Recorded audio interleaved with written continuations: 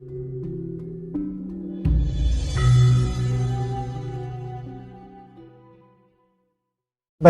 nah cuma banyak yang datang tuh saya tidak bilang seperti itu. Jadi saya ikutin aja dulu, saya lihat apa yang terjadi sebenarnya. Nanti saya mulai masukin, membuka pola pikirnya, itu apa. Jadi beneran, kalau orang itu misalnya dia ke wali, makam wali dan lain-lain. Jadi saya kasih tahu ya, banyak orang datang saya ngomong makam wali, datangin wali dan lain-lain. Ini saya kasih tahu, wali itu tidak di situ. Wali itu ada di tempat penantian. Yang ada di situ adalah ilmu dari para wali, roh-roh ilmu para wali yang membentuk wujud para walinya, dan jin-jin yang disepak keluar dari alam jin, yang sekarang jin tuh tidak bersih. Mereka itu ada jin yang bersalah, itu yang Gusti udah usir keluar dari alam jin, dan mereka sekarang ini mau mulai berbuat baik dan lain-lain, yang disebut jin Islam. Itu membentuk gurunya sendiri. Jadi mereka lah yang memenuhi tempat itu tuh. Kalau nanti kita berdoa muncul, dipilah dengan baik, direnungkan dengan baik, minta Gusti Allah tunjukin benar atau tidak gitu loh. Makanya ada yang ketemu di situ akhirnya malah dibawa ke arah yang nggak baik gitu. Seperti itu. Tapi dalam Islam juga diajarkan bagaimana cara memanggil arwah wali untuk datang. Tapi hanya bisa turun untuk membuat syiar agama, bukan untuk urusan harta, urusan dan lain-lain. Misalnya sekarang lagi rame nih,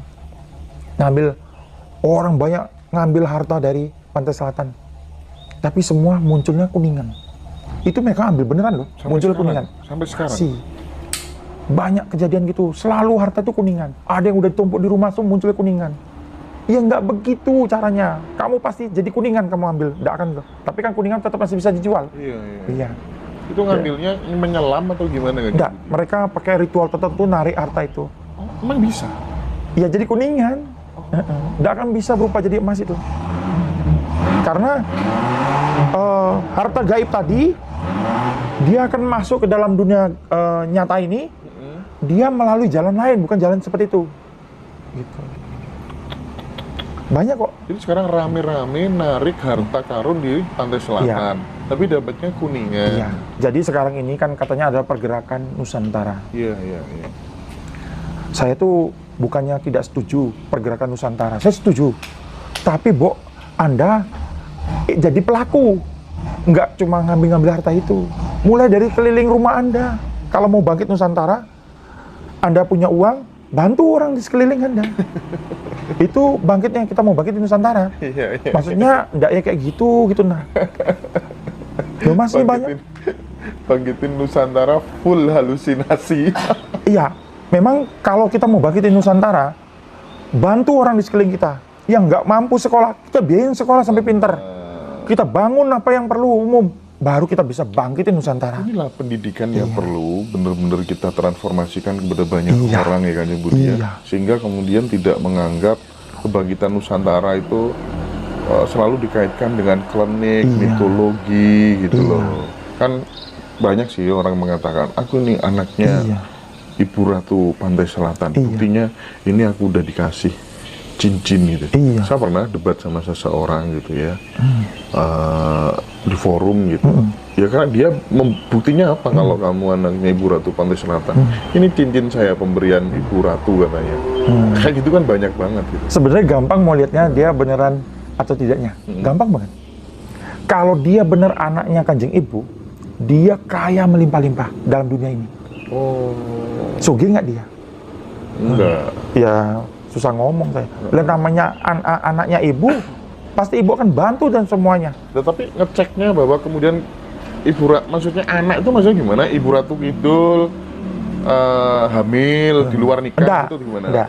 Jadi istilahnya anak batin. Jadi anak batin. Iya, jadi yang anak-anak tuh gitu sebenarnya. Jadi gitu. kayak diangkat anak itu batin. Tapi saya udah pernah ketemu anak-anaknya ibu, bener-bener kaya sekali. Gitu ya? Iya, kalau memang dia anaknya ibu kaya banget. Mereka lah yang support waktu itu segala macam. Banyak kok itu. Nah, kalau orang dia ngomong anak tapi dia tidak punya kekayaan ya bagaimana? Berarti dalam pola pikirnya harus dia buka. Iya. Begitu. Tapi ada loh anak-anak ibu memang benar kaya-kaya sekali. Mereka nyupport semua segala macam. Pernah ketemu kan? Iya, saya pernah dapat dari mereka. Baik apa kendaraan dan lain-lain. Oh gitu? Iya. Oh mantap ya. Kanjeng Budi pengalamannya luar biasa. Iya, jadi sebenarnya yang ngomong anak tuh ya real, nyata dilihat. Misalnya orang itu katanya diikuti oleh misalnya para wali inilah gitu. Ya saya pikir bagaimana, konyol bener, kasihan para wali nemenin dia kemana-mana gitu. Nah, nggak ada kerjaan lain Pak, gitu maksudnya. Jadi itu biasanya tuh jin dari yang belajar sama wali atau roh ilmu. Karena cuman yang paling logis sebenarnya karena atensinya dia di ini soal atensi sih menurutku ya. Kalau atensi dan fokus pikirannya dia selalu ke misalnya kayak ya apa ya, ya itu akan muncul gitu loh. Ya kan memang kenyataannya seperti itu kan ya Kanjeng ya. Jadi bagi teman-teman kalau pengen merubah hidup ya atensinya ke peluang, atensinya ke kesempatan melipat gandakan sumber penghasilan, itu kan lebih realistis gitu. Betul. Ya. Lebih realistis. Dan Kanjeng Budi selalu ngajarin hal itu juga supaya teman-teman tidak stagnan di klenik kok gitu kan. Betul. Karena Kanjeng Budi selama ini belajar terus ya. Iya, saya enggak berhenti. Makanya saya kadang-kadang duduk cuma lihat pohon aja. Saya harus tahu apa perbedaan pohon ini kemarin sama hari ini. Gitu ya? Pasti ada perbedaan. Jumlah daunnya. Oh, iya. Posisi arah daunnya pasti ada perbedaan. Kalau kita udah mulai teliti kali gitu, banyak rahasia yang Gusti Allah munculin. Begitu. Jadi sebenarnya belajar tuh sama diri sendiri. Ada sebuah rahasia. Sebenarnya banyak orang udah tahu, tapi orang nggak terlalu ngeh. Itu. Di dalam dirimu ada dunia yang sangat besar. Di dalam dirimu ada dunia yang sangat besar. Ada semesta yang sangat besar. Ada semesta yang sangat. Dan Pak Hendra bukanlah milik Pak Hendra sendiri, tapi ada miliaran yang membentuk Pak Hendra. Miliaran kehidupan yang membentuk Pak Hendra. Itu. Dan itu bisa jadi unsur-unsurnya termasuk orang-orang yang sudah hidup di zaman dulu, tidak tahu agamanya apa, bisa jadi kan? Iya. Jadi Pak Hendra harus baik-baik dalam langkah hidup ini karena semua leluhur yang masa lalu tuh menjadi satu dengan Pak Hendra. Oke. Karena mereka juga kan menjaga jalur mereka sampai dengan zaman akhir nanti. Begitu. Sebenarnya tujuan kita ini sebenarnya semua tuh harusnya moksa. Tapi kan kita untuk mencapai moksa tuh belum ada lagi sampai sekarang. Nah, ayo Pak Dodi, kalau terkait ini Kanjeng, terkait itu pertanyaan terakhir dari saya. Hubungan nama, tanggal lahir dengan nasib menurut Kanjeng Budi bagaimana Mas gitu? Nah, kalau untuk nama tanggal lahir itu bagi saya bagus ya, karena itu kan di keraton tuh ada namanya Titen, ilmu Titen. Mereka mempelajari dari zaman dulu udah dicatat dari buku seperti Feng Shui dan lain-lainnya. Jadi itu termasuk bagus karena ada dari penelitian nenek moyang zaman dulu. Feng Shui itu sebenarnya dari catatan-catatan zaman dulu. Titen di Jawa juga hebatnya luar biasa. Sayangnya ahli Titen tuh udah banyak yang meninggal. Oh gitu ya? Nggak ada lagi yang bagus. Baru muncul dari luar numerologi dan lain-lain tuh, ya itu. Jadi istilahnya itu beneran nyata, itu biasanya diikutin dari kejadian yang lalu. Ya, minum dulu Kanjeng Budi. Saya minum dulu. Teman-teman yang live sebentar lagi mati otomatis ya. Nanti kita mulai lagi. Teman-teman gudang sebelah dan lain-lain, terima kasih banyak ya sudah hadir bersama-sama dengan Kanjeng Budi. Ini kalau banyak hal lagi ini yang diungkap sama Kanjeng Budi luar biasa. Di sini mulai lagi lah ya. 1 menit lagi kita mulai.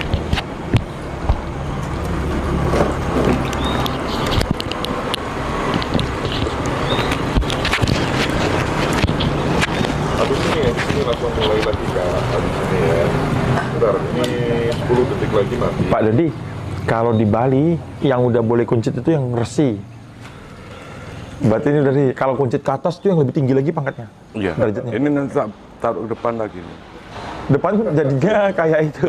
Kayak kuncung.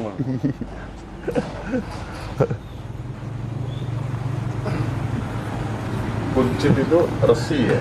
Banyakan dulu orang kan berani nguncit tuh kalau dia sudah mencapai titik tertentu. Oh gitu.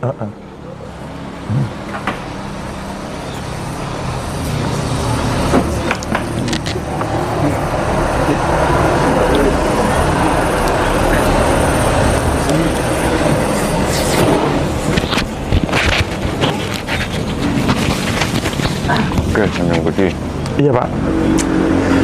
Ketemu lagi ya. Iya. Soal lanjut ini. Oke. Ini kan banyak yang datang, Iya. banyak yang tanya juga nih. Heeh. Pengen tahu leluhurnya itu siapa gitu. Dari Raja Brawijaya atau dari Sunan siapa gitu. Terus apa sih dampak positifnya orang itu kalau sudah tahu leluhurnya siapa gitu. Terus apa juga ada efeknya negatifnya gitu. Jadi begini Pak, sebenarnya leluhur itu kan urutannya dari kakek kita, buyut kita, naik terus sampai ke tingkatan ke-13. Itu yang disebut leluhur kita. Iya. Jadi kadang-kadang orang bilang dari ini, dari itu. Jadi gini, leluhur itu kalau bangkit dalam diri orang, orang itu memiliki kemampuan yang seperti leluhurnya punya. Jadi baik sifatnya, kelakuannya, tindakannya tuh mengikuti leluhurnya. Kalau leluhurnya bagus, ya ngikutin yang bagus. Kalau leluhurnya tidak bagus, ya tidak bagus. Jadi, tetapi negatifnya, kalau misalnya terbangkitnya tanpa ada kekuatan yang seimbang dalam dirinya, itu menimbulkan cobaan dalam hidupnya. Jadi hidupnya agak berat, ada masalah dan lain-lain, supaya dia menyadari tentang leluhurnya. Jadi sebenarnya kejadian itu terjadi supaya dia balik nyadar, nanti leluhurnya bisa lakukan Buat penggemblengan. Iya. Nah, kenapa kalau orang datang ke tempat saya tuh bilang bangkitin diri leluhur tuh saya tidak mau serta-merta pilih-pilih, karena kalau mereka belum punya penyeimbang kekuatan dalam dirinya, maksudnya kekuatan inti manusia tuh cahaya. Kalau cahaya itu atau cakra itu tidak dibangkitin, dia tidak ada penyeimbang itu, ya nanti kasihan, dia akan mengalami masalah hidup yang harusnya enggak jadi muncul gitu. Makanya saya pilah-pilah, nggak selalu gitu. Jadi basicnya harus ada dulu, biar dia tidak lewati itu. Nanti sifat leluhur muncul satu persatu, DNA leluhur, pengetahuan leluhur muncul satu persatu. Jadi leluhurnya tuh ya biasanya kakeknya buyutnya naik lagi ke atas lagi gitu nah. Cuma kalau mereka bilang nanti leluhurnya dari misalnya Raja Brawijaya, ya lihat aja kalau silsilahnya masuk nggak ke situ. Kalau nggak itu terlalu maksain gitu. Karena kan kalau kita misalnya orang misalnya pergi ke dukun, kan dukun suka banget nambah embel-embel. Kamu nih keturunan dari ini, kerajaan ini. Iya, betul. Kan biar bayarannya gede gitu. Gitu ya. Kan intinya kan bukannya saya jelekin dukun ya. Mereka kan kerja, nggak salah gitu. Maksudnya jamain jasa, kepintaran mereka. Cuma ya gitu. Dia embel-embel gitu orang kan tambah seneng tuh, jadinya bagus. Tapi kalau benar itu nyata, harusnya terimpartasi dalam kehidupan orang itu. Kalau enggak, berlawanan sama sifatnya Brawijaya, ya bukan gitu. Karena leluhur itu sifatnya nurun ke bawahnya. Seperti itu. Ini ada yang nanya ini di TikTok. Bagaimana caranya agar bisa mengetahui tugas kita di dunia ini? Buat apa kita ini dilakukan? Nah, kalau itu namanya pencarian sejati diri. Pencarian jati diri. Iya, jadi biasanya tuh sejati diri kita tuh muncul di saat umur 40. Baru kehidupan itu dimulai umur 40 itu. Jadi kalau kehidupan di bawah umur 40 itu masih try and error gitu. Jadi dalam masa kehidupan tuh try and error tuh di bawah 40. Setelah 40 tuh udah mantep. Semua udah matang. Nah, jadi saya kasih tahu sebuah caranya. Ini saya mohon maaf kepada para guru. Saya mohon ini biar orang semua bisa tahu tujuannya. Jadi gampang sebenarnya. Kalau orang sudah belum umur 40 lebih gampang, nanti munculnya di umur 40. Tapi kalau orang sudah 40 ke atas, butuh waktu. Dia butuh pengorbanan, maksudnya raku, puasa, dan lain-lain. Tapi kalau yang sebelum 40, nggak apa-apa. Cara tergampangnya, yang gampang sekali itu, dia beli kaca besar. Kaca besar yang bisa masuk, kalau dia duduk bisa kelihatan. Kelihatan semua. Lalu dibakar lilin di depannya. Dilakukan di malam hari. Dia lihat di kaca itu. Lalu bilang, ya Tuhan, siapakah aku? Nanti dia lihat di kaca itu, nanti akan muncul berganti-ganti, serem, berganti-ganti. Nanti itu kalau misalnya malam ini belum bisa, ya malam besoknya lagi. Kalau belum bisa misalnya, nah sampai nanti muncul cahaya warna putih membentuk wujud di sana dan muncul film dalam pikiran kita. Itu biasa warna putih memang cahaya.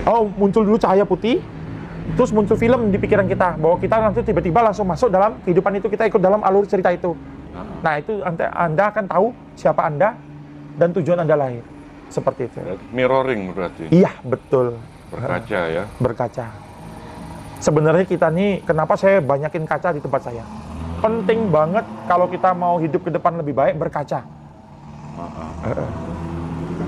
Oke. Iya. Ada memang teknik mirroring itu. Iya. Sebenarnya ya bagus juga ya. Iya. Ini bagaimana dengan past life Ki Budi? Kehidupan masa lampaunya ini ada yang tanya ini. Iya. Jadi Jadi Ki Budi mungkin bisa diceritakan gitu. kalau past life saya tidak akan ceritakan ya, karena tidak iya. mau cerita ya. Karena past life itu ada keuntungan, ada kerugian. Ada negatifnya ya. Kalau past life-nya itu bagus, hidupnya ke depannya bagus. Tapi kalau past life-nya jelek, nanti dia akan itu dalam sebuah karma baru dalam kehidupannya yang jelek. Makanya saya kalau orang nanya past life, saya tidak mau bicarain.